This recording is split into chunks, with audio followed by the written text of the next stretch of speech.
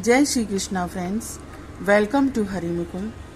आइए आज श्रीमद् भागवत पुराण के प्रथम स्कंद का 13वां अध्याय शुरू करते हैं।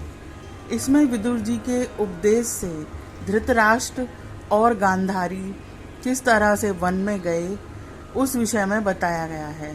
तो सूत जी शौनक जी से कहते हैं, विदुर जी तीर्थ यात्रा में महर्षि मैत्रेय से आत्मा का ज्ञान प्राप्त करके हस्तिनापुर लौट आए। उन्हें जो कुछ जानने की इच्छा थी वो पूर्ण हो गई थी। विदुर जी ने मैत्रेय ऋषि से जितने प्रश्न किए थे उनका उत्तर सुनने के पहले ही श्री कृष्ण में अनन्य भक्ति हो जाने के कारण वे उत्तर सुनने से उपराम हो गए। अपने चाचा विदुर जी को आया देख धर्मराज युधिष्ठिर, उनके चारों भाई धृतराष्ट्र, कृपाचार्य, कुंती, गांधारी, द्रौपदी, सुभद्रा, उत्तरा, पांडव आदि परिवार के अन्य सभी नर नारी और अपने पुत्रों सहित दूसरी स्त्रियां सबके सब बड़ी प्रसन्नता से मानो मृत शरीर में प्राण आ गया हो ऐसा अनुभव करते हुए उनकी अगवानी के लिए सामने आए। यथा योग्य आलिंगन और प्रणामादि के द्वारा सब उनसे मिले और विरह जनित उत्कंठा से कातर होकर सबने प्रेम के आंसू बहाए। युधिष्ठिर ने आसन पर बैठाकर उनका यथोचित सत्कार किया।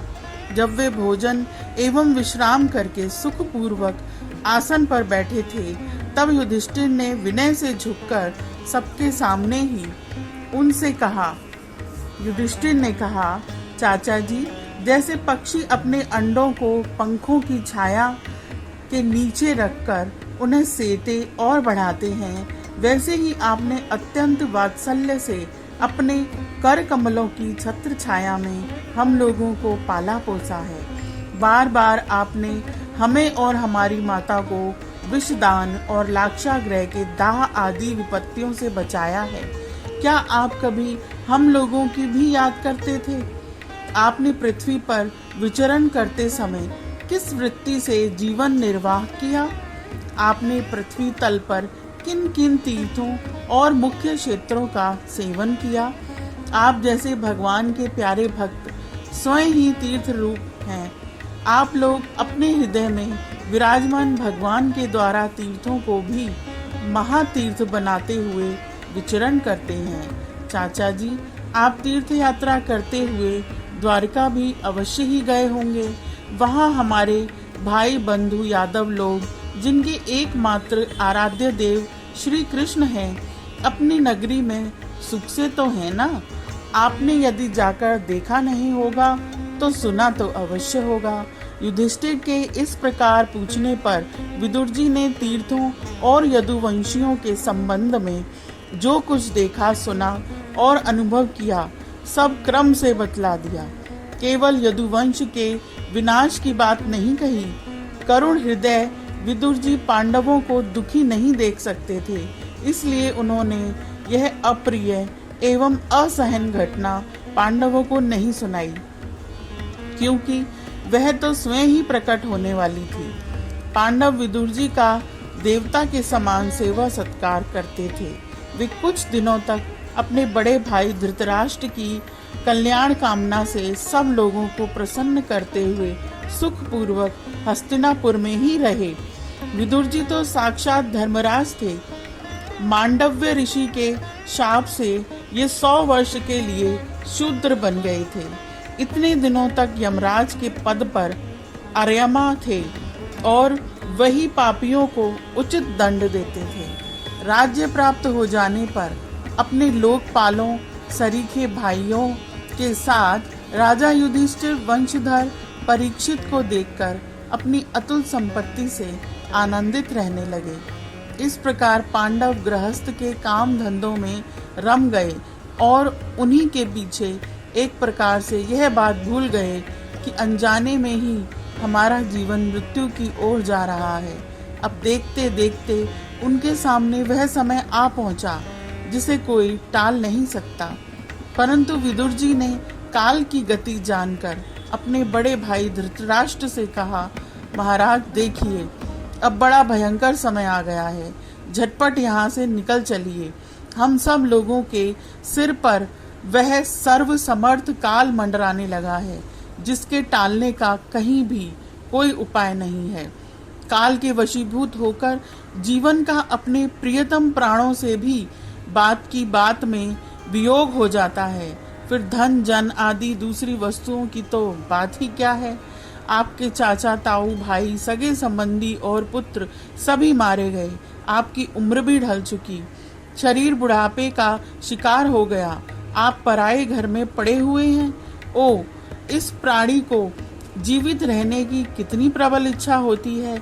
इसी के कारण तो आप भीम का दिया हुआ टुकड़ा खाकर कुत्ते का सा जीवन बिता रहे हैं। जिनको आपने आग में जलाने की चेष्टा की, विष देकर मार डालना चाहा, भरी सभा में जिनकी विवाहिता पत्नी को अपमानित किया, जिनकी भूमि और धन छीन लिए, उन्हीं के अन्न से पले हुए प्राणों को रखने में क्या गौरव है। आपके आज्ञान की हद हो गई है कि अब आप भी जीना चाहते हैं, परंतु आपके चाहने से क्या होगा। पुराने वस्त्र की तरह बुढ़ापे से गला हुआ आपका शरीर आपके न चाहने पर भी क्षीण होता जा रहा है। अब इस शरीर से आपका कोई स्वार्थ सधने वाला नहीं है। इसमें फंसिए मत। इसकी ममता का बंधन काट डालिए।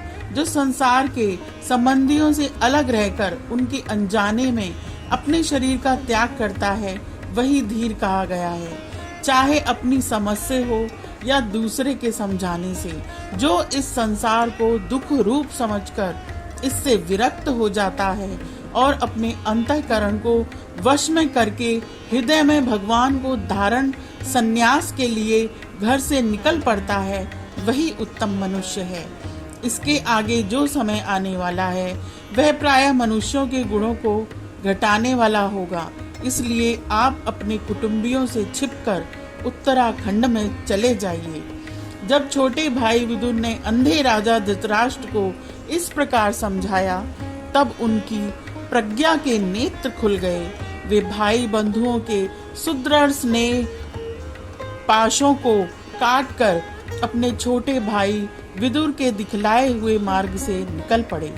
जब परम पतिव्रता सुबल नंदिनी गांधारी ने देखा कि मेरे पति देव तो उस हिमालय की यात्रा कर रहे हैं जो सन्यासियों को वैसा ही सुख देता है जैसा वीर पुरुषों को लड़ाई के मैदान में अपने शत्रु के द्वारा किए हुए न्यायोचित प्रहार से होता है, तब वे भी उनके पीछे पीछे चल पड़ी। अजात शत्रु युधिष्ठिर ने प्रातःकाल संध्या वंदन तथा अग्निहोत्र करके ब्राह्मणों को नमस्कार किया और उन्हें तिल, गौ, भूमि, सुवर्ण का दान दिया। इसके बाद जब वे गुरुजनों की चरण वंदना के लिए राजमहल में गए, तब उन्हें धृतराष्ट्र, विदुर तथा गांधारी के दर्शन नहीं हुए। युधिष्ठिर ने वहीं बैठे हुए संजय से पूछा, संजय, मेरे वे वृद्ध और नेत्रहीन पिता धृतराष्ट्र कहाँ हैं? पुत्र शोक से पीड़ित दुखिया माता गांधारी और मरे मेरे परम हितैषी चाचा विदुर जी कहाँ चले गए? ताऊ जी अपने पुत्रों और बंधु बांधवों के मारे जाने से दुखी थे। मैं बड़ा मंद बुद्धि हूँ, कहीं मुझसे किसी अपराध की आशंका करके वे माता गांधारी सहित गंगा जी में तो नहीं कूद पड़े। जब हमारे पिता पांडु की मृत्यु हो गई थी और हम लोग नन्हे नन्हे बच्चे थे, तब इन्हीं दोनों चाचाओं ने बड़े बड़े दुखों से हमें बचाया था। वे हम पर बड़ा ही प्रेम रखते थे। हाय, वे यहाँ से कहाँ चले गए? सूत जी कहते हैं, संजय अपने स्वामी धृतराष्ट्र को न पाकर कृपा और स्नेह की विकलता से अत्यंत पीड़ित और विरह आतुर हो रहे थे। वे युधिष्ठिर को कुछ उत्तर नहीं दे सके। फिर धीरे धीरे बुद्धि के द्वारा उन्होंने अपने चित्त को स्थिर किया। हाथों से आंखों के आंसू पोंछे और अपने स्वामी धृतराष्ट्र के चरणों का स्मरण करते हुए युधिष्ठिर से कहा। संजय बोले, कुलनंदन, मुझे आपके दोनों चाचा और गांधारी के संकल्प का कुछ भी पता नहीं है। महाबाहो, मुझे तो उन महात्माओं ने ठग लिया। संजय इस प्रकार कह ही रहे थे कि तुम्बरु के साथ देवर्षि नारद जी वहां आ पहुंचे। महाराज युधिष्ठिर ने भाइयों सहित उठकर उन्हें प्रणाम किया और उनका सम्मान करते हुए बोले, मुझे अपने दोनों चाचाओं का पता नहीं लग रहा है। न जाने वे दोनों और पुत्र शोक से व्याकुल तपस्विनी माता गांधारी यहाँ से कहाँ चले गए हैं। हे भगवान, अपार समुद्र में कर्णधारा के समान आप ही हमारे पारदर्शक हैं। तब भगवान के परम भक्त भगवन्मय देवर्षि नारद ने कहा, धर्मराज, तुम किसी के लिए शोक मत करो, क्योंकि यह सारा जगत ईश्वर के वश में है। सारे लोक और लोकपाल विवश होकर ईश्वर की ही आज्ञा का पालन कर रहे हैं। वही एक प्राणी को दूसरे से मिलाता है और वही उन्हें अलग करता है। जैसे बैल बड़ी रस्सी में बंधे और छोटे रस्सी से नथे रहकर अपने स्वामी का भार ढोते हैं, उसी प्रकार मनुष्य भी वर्णाश्रम आदि के अनेक प्रकार के नामों से वेद रूप रस्सी में बंधकर ईश्वर की ही आज्ञा का अनुसरण करते हैं। जैसे संसार में खिलाड़ी की इच्छा से ही खिलौने का संयोग और वियोग होता है, वैसे ही भगवान की इच्छा से ही मनुष्यों का मिलना विछुड़ना होता है। तुम लोगों को जीवन रूप से नित्य मानो या देह रूप से अनित्य, अथवा जड़ रूप से अनित्य और चेतन रूप से नित्य, अथवा शुद्ध ब्रह्म रूप में नित्य अनित्य कुछ भी न मानो। किसी भी अवस्था में मोहजन्य आसक्ति के अतिरिक्त वे शोक करने योग्य नहीं हैं। इसलिए हे धर्मराज, वे दीन दुखी चाचा चाची असहाय अवस्था में मेरे बिना कैसे रहेंगे।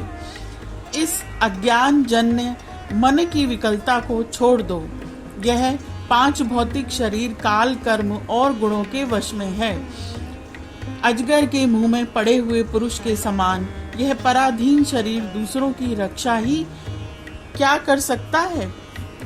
हाथ वालों के बिना हाथ वाले, 4 पैर वाले पशुओं के बिना पैर वाले, और उनमें भी बड़े जीवों के छोटे जीव आहार हैं। इस प्रकार एक जीव दूसरे जीव के जीवन का कारण हो रहा है।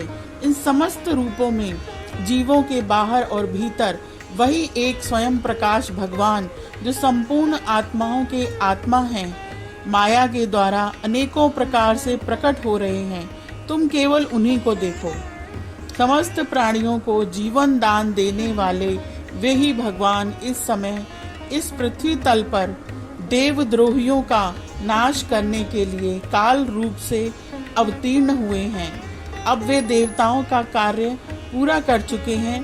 थोड़ा सा काम और शेष है, उसी के लिए वे रुके हुए हैं। जब तक वे प्रभु यहाँ हैं, तब तक तुम लोग भी उनकी प्रतीक्षा करते रहो।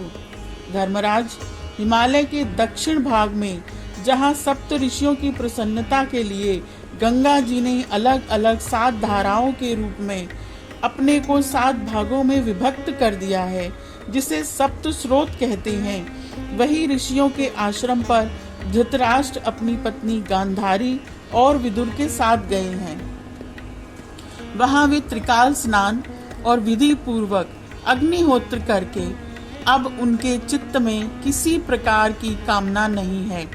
वे केवल जल पीकर शांत चित्त से निवास करते हैं। आसन जीतकर प्राणों को वश में करके उन्होंने अपनी 6 इंद्रियों को विषयों से लौटा लिया है।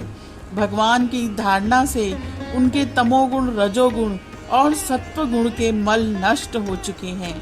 उन्होंने अहंकार को बुद्धि के साथ जोड़कर और उसे क्षेत्रज्ञ आत्मा में लीन करके उसे भी महाकाश में घटाकाश के समान सर्वाधिष्ठान ब्रह्म के एक कर दिया है। उन्होंने अपनी समस्त इंद्रियां और मन को रोककर समस्त विषयों को बाहर से ही लौटा दिया है और माया के गुणों से होने वाले परिणामों को सर्वथा मिटा दिया है। समस्त कर्मों का संन्यास करके वे इस समय ठूंठ की तरह स्थिर होकर बैठे हुए हैं। अतः तुम उनके मार्ग में विघ्न रूप मत बनना। धर्मराज, आज से 5वें दिन में वे अपने शरीर का परित्याग कर देंगे।